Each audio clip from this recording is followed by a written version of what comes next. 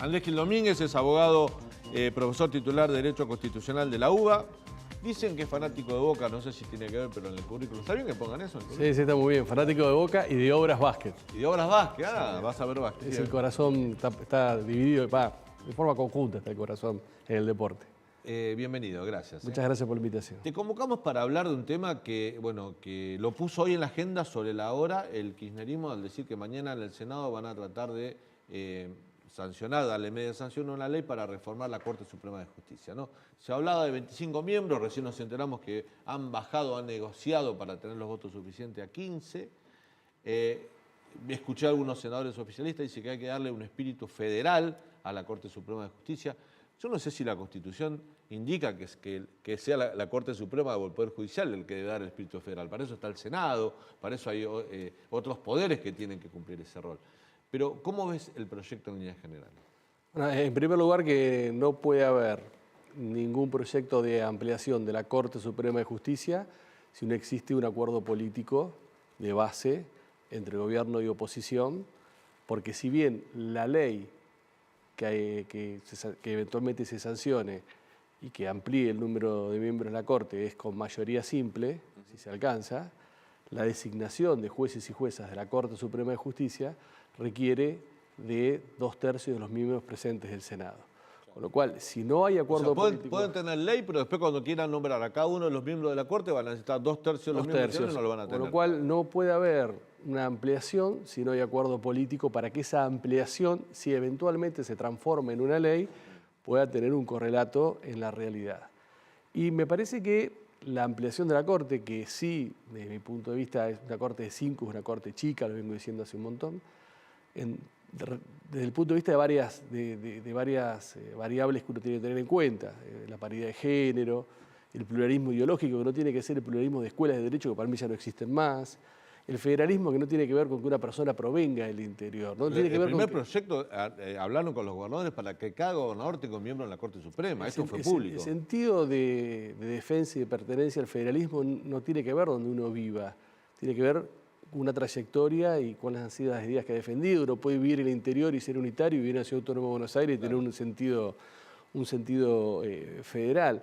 Entonces, desde ese punto de vista, a mí me parece que sí es importante ampliar la Corte, pero dentro de una reforma sistémica del Poder Judicial y una reforma sistémica de la Corte Suprema de Justicia. Si nosotros vamos a ampliar la Corte Suprema de Justicia y no vamos a cambiar el funcionamiento de la Corte Suprema de Justicia, con 5, con 9, con 11, con 13 o con 15, los problemas van a subsistir y quizás se van a agrandar si no hay un cambio y una reforma integral del funcionamiento de la Corte Suprema de Justicia. A ver, si uno quiere agilizar el funcionamiento de la Corte Suprema de Justicia, si uno le quiere dar otra dinámica en favor, ¿no?, de que el Poder Judicial funcione de mejor manera, uno podría decir 15 miembros de una Corte podrían dividir en áreas. En salas. En áreas, ¿no? Digo, se podría dividir que... Pero que para mí la división en salas es es inconstitucional.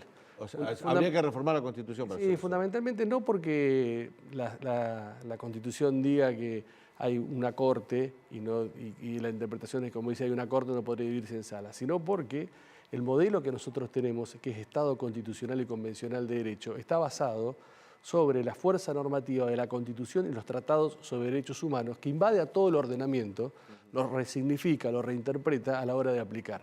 Si yo divido una Corte Suprema en salas, una sala civil, una sala laboral, una sala penal, lo que estoy haciendo en realidad es sometiendo a la Constitución a ese derecho secundario, el penal, el civil, que es el que la Constitución ordena, interpreta, resignifica. Entonces me parece que es inconstitucional por el modelo que nosotros tenemos de dividir a la Corte Suprema en salas. Yo podría decir, a ver, argumentos políticos, no te quiero comprometer como abogado constitucionalista que sos, especialista en la materia, para no comprometer con una mirada política. Digo, yo tengo, lo primero que se me ocurre es que en la agenda de los argentinos no está la reforma de la Corte, de la Corte Suprema de 15, 20, 25 miembros.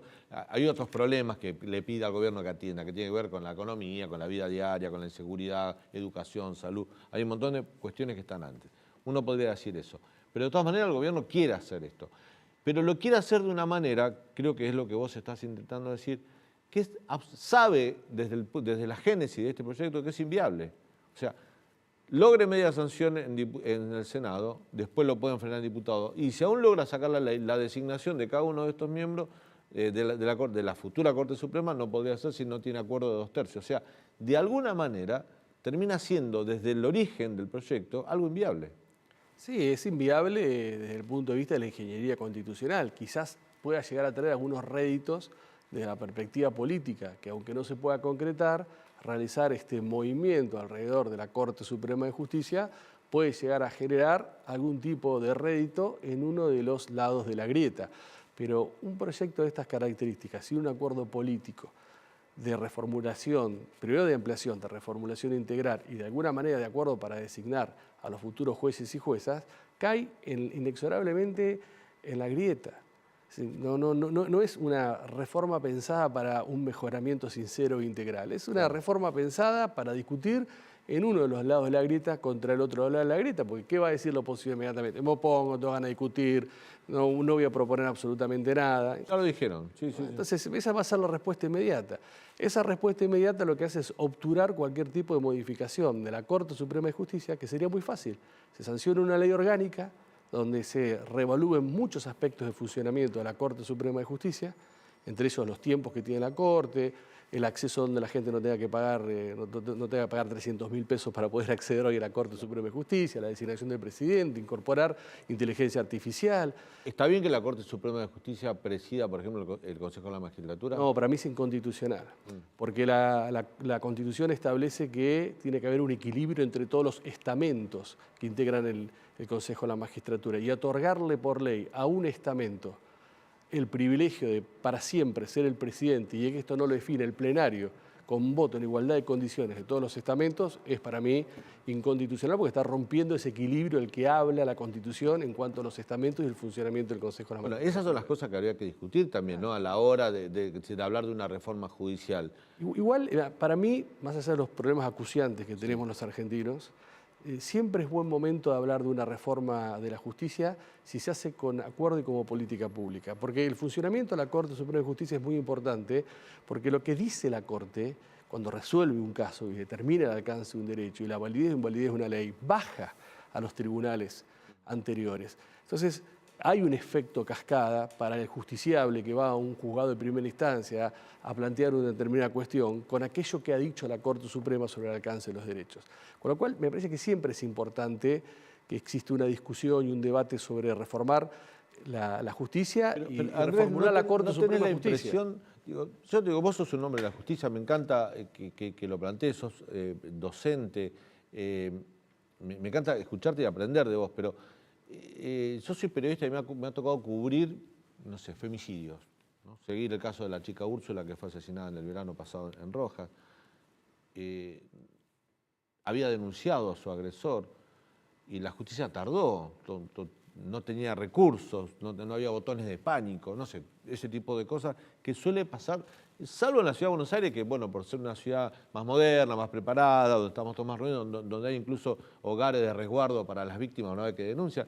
En el interior del país, en Santiago del Estero, en Salta, en Tucumán, una mujer que es agredida por su pareja va a denunciarlo a la comisaría y tiene que volver a vivir con su pareja, tratando de que no se entere que fue denunciado en la comisaría. O sea, hay un montón de cuestiones donde la justicia debe actuar y no tiene herramientas. En lo penal, en lo comercial, en lo civil. Digo, pero uno ve que el gobierno, cada vez que habla de reforma judicial, quiere empezar por la Corte Suprema de Justicia o por Comodoro Pi. Digamos, como que empieza al revés, ¿no? En primer lugar, que hay que distinguir que en nuestro país hay una justicia federal y después están las justicias provinciales, sí, la cual se tienen que hacer cargo los gobiernos. A cada provincia. Los gobiernos provinciales, pero que de alguna manera, ¿cómo uno llega a esa justicia provincial? A través de los fallos de la Corte Suprema de Justicia, que es el máximo tribunal para todo el país. En segundo lugar, para mí hay que hacer una reforma integral desde el momento que una persona se anota en un concurso para intentar ser juez o jueza, pasando por toda la conformación de designación y todo el funcionamiento del Poder Judicial, hasta que la Corte Suprema de Justicia dicta un fallo.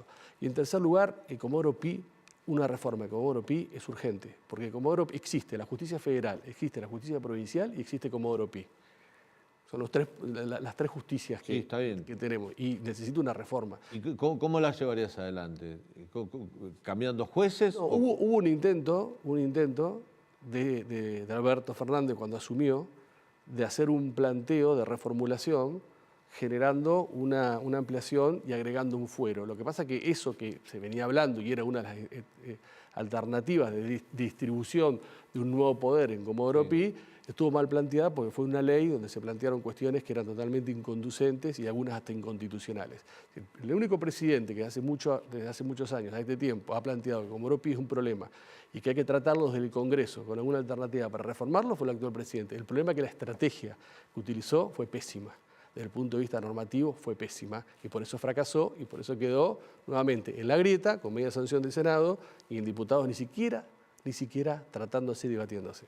Pero, yo coincido con lo que decís vos, seguramente Comodoro Pi merece ser revisado, merece ser analizado, modificado, pero no sé, yo creo que cada 100 argentinos, 2 deben pasar por Comodoro Pi a lo largo de su vida. El resto de los argentinos vamos a pasar por un juzgado civil, comercial, por otro tipo de razones. No vamos a ir a declarar con los jueces federales. Es cierto, pero por Comodoro Pi pasa el poder que te gobierna. Y es, desde un punto de vista jurídico y simbólico, una imagen muy fuerte de cómo responde esa justicia frente a la sociedad que pasa poco por ahí. Los juzgados federales del interior, que también suelen, cada tanto aparece un escándalo que involucra a un juez federal del interior, que como no está en Comodoro Pi, se nos pasa por él. No tiene la magnitud, la trascendencia que tiene lo que pasa. En el interior, los juzgados federales, las cámaras federales, algunas funcionan bien, otras no funcionan tan bien. Algunas están sometidas a situaciones muy complejas porque investigan narcotráfico en zonas... Sí, en zonas muy delicadas. Zonas sí. muy ha pasado, delicadas. en Salta creo que fue eso. Y la reforma, una parte positiva de la reforma que propuso Alberto Fernández en su momento, era ampliar las secretarías penales en aquellas áreas en donde... Porque hoy lo que pasa en los juzgados federales es que es multitarget, hacen penal, contencioso administrativo, civil y comercial. Entonces, una de las propuestas era en estos lugares que se creara una nueva secretaría que se dedicase a lo no penal y que la Secretaría Penal, en áreas de mucha incidencia del narcotráfico, se dedicase solamente a lo penal. Estas cuestiones eran positivas. El agrupamiento de Comodoro Pi con el Fuero Penal Económico, el Foro Nacional en lo Penal Económico también era positivo. Lo que pasa es que esto fue acompañado de un montón de otras cuestiones que eran inconducentes, que eran inconstitucionales, y entonces este núcleo que era positivo quedó desvirtuado, quedó en la nada y cayó nuevamente en la grieta, como va a caer esta ley de ampliación de la Corte si se sanciona. Porque para hacer estas reformas, que no pueden provenir del Poder Judicial, no pueden ser endogámicas, la tiene que hacer el Congreso porque la Constitución le da al Congreso la facultad de sancionar leyes y organización de la justicia, tiene que haber acuerdo político. Y si no hay acuerdo político, no hay diálogo, siempre va a fracasar, gobierne quien gobierne. Diálogo político es lo que a veces pide el gobierno y a veces lo rompe, o sea, es un poco un juego medio perverso, ¿no? Dice, es necesario reconstruir el diálogo político, la convivencia democrática, y después lo rompe, acusando, diciendo cosas fuera de lugar. Yo mostraba recién antes que vos llegaras, 2 declaraciones. La de Dalbón la tomo como un abogado mediático, si querés, un hombre que defiende a Cristina, debería ser más cuidadoso porque está defendiendo ni más ni menos, es uno de los abogados de Cristina Kirchner. Pero que el ministro de Justicia de la Nación, Martín Soria, no sé si tenemos la placa, Pájaro, a ver, para poder volver a verla, diga, refiriéndose a los fiscales Mola y Luciani, que han acusado y han pedido condena en la causa vialidad contra Cristina Kirchner, que dice, estos personajes deberían estar preocupados. Digo, esto rompe cualquier tipo de convivencia democrática, es el ministro de Justicia de la Nación. Primero que es una expresión muy desafortunada. Segundo, que desde el punto de vista institucional es preocupante, pero es algo que hace este ministro de Justicia desde que asumió. Lo único que hace es ser un comentarista en Twitter, una persona con expresiones muy agresivas en el marco de la división de poderes, pero que no ha hecho una sola propuesta que le conozcamos para reformular y para mejorar el funcionamiento del Poder Judicial y para poder dialogar con la oposición sobre este tema. Es un ministro no ejecutivo, es uno de los funcionarios que no funcionan, claro, en términos filosóficos. Sí, pero el segundo de él, Martín Mena, el secretario de Justicia, el viceministro, hace unos meses participó de una marcha para pedir la renuncia a la Corte Suprema de Justicia.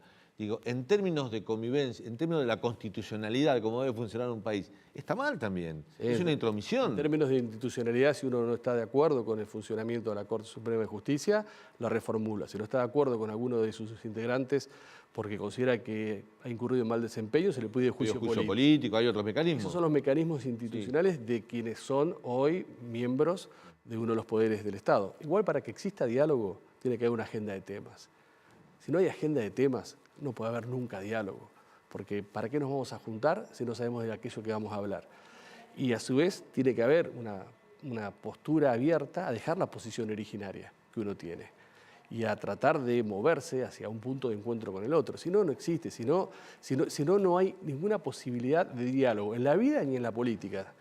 Pero Andrés, teniendo una de las líderes, yo creo que, bueno, hay varios dirigentes políticos de relevancia, pero incluso lo excluyo al presidente, que creo que no es hoy en día es el presidente de la Nación, pero no es un hombre de relevancia política o de ascendencia sobre la sociedad. Sí lo es Cristina Kirchner, sí lo es Mauricio Macri. En algún momento se dijeron, bueno, los dos... A ver, yo diciendo, el presidente de la Nación hoy es Alberto Fernández, y tiene la investidura y tiene el poder para ejercerlo. Pero lo desautorizan los propios.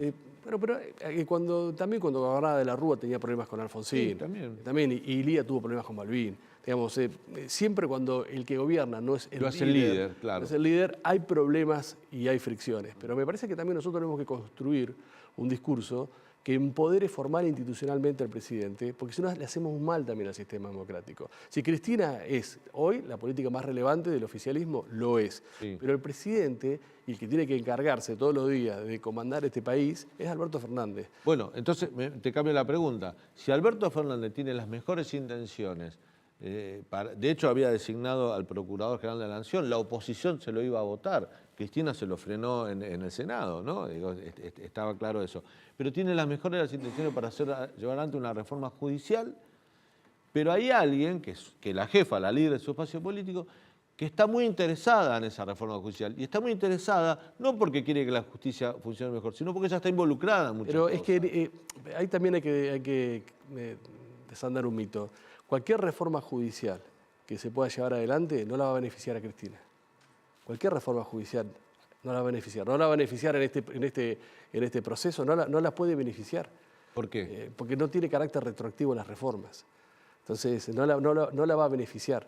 Eso hay que desmitificarlo, porque es también un gran significante que se ha armado. Cualquier reforma está pensada para beneficiar a la Cristina. Cualquier reforma tiene efectos a futuro, no tiene efectos retroactivos, es decir, no se va a modificar, a menos que se sancione una ley de amnistía. Y el Congreso sanciona una ley de amnistía, pero si no, y muchas veces ha sido, quizás por oposición de Cristina, pero muchas veces ha sido la imposibilidad de reforma porque Alberto ha quedado paralizado, ha quedado procrastinando. Yo integré una comisión, sí, recuerdo. Hicimos un informe en 3 meses y lo entregamos en tiempo y forma de 1000 páginas, donde relevamos todo el Poder Judicial, hicimos una serie de propuestas que podrían servir para un amplio debate entre gobierno y oposición. Vos compusiste, estabas en esa comisión, estaba Veraldi en esa comisión. Veraldi, estaba Carlos Veraldi, que se la llamó el periodismo. La comisión Veraldi, muy graciosamente la llamó. Maliciosamente, pero justamente, a ver. Pero éramos 11 personas. Yo digo, éramos muchos, la mayoría eran juristas respetadísimos como vos. Ahora, ¿no es un error político poner al abogado de Cristina a presidir la comisión? Quizás sí. Fue un error. No la presidió. Nadie la presidió, la integró. Quizás sí. Ahora, éramos 11. Claro, sí. No éramos 11 Veraldis. Recuerdo éramos eso. 11 juristas, y muchos, mujeres, la mayoría prestigiosos. Que veníamos de distintos lugares. Sí. Y hay un informe de casi 1000 páginas que el presidente ni siquiera lo ha puesto en escena para discutir, y la oposición tampoco. Porque ese informe nosotros no lo hicimos para Alberto Fernández, lo hicimos para la República Argentina, para que sirva de base como debate. A la oposición tampoco le interesó. Y planteamos cuestiones como de paridad de género, como de federalismo, como de incorporación de tecnología. Y eso no puede ser discutido entre gobierno y oposición. ¿Qué es ideológico? Es como que digan que hay ideología en discutir si hacemos un gasoducto o no hacemos un gasoducto. Claro. Pero bueno, ese es un problema que también ha tenido a veces el presidente, que teniendo herramientas, miren, nosotros trabajamos en pandemias, encerrados, digitalizado, a veces poníamos el Zoom, el Zoom particular, no nos trataron muy bien. Recuerdo incluso haberte entrevistado en otro canal sobre este tema. No nos trataron muy bien de muchos lugares, a priori diciéndonos barbaridades. Sin embargo, nosotros, en el menor de los plazos, entregamos un trabajo de 1000 páginas que podría servir como base para, y es más, es un trabajo que es como los vinos y el tango. A medida que va pasando el tiempo, cada vez cuando uno ve los problemas que aparecen en la justicia, decís, se pone mejor. Toma más valor. Más relevancia. Antes de despedirte, muy agradecido que nos haya visitado, Andrés. Te quiero preguntar, ¿estás siguiendo el juicio de vialidad? Sí, mucho. ¿Qué ves ahí?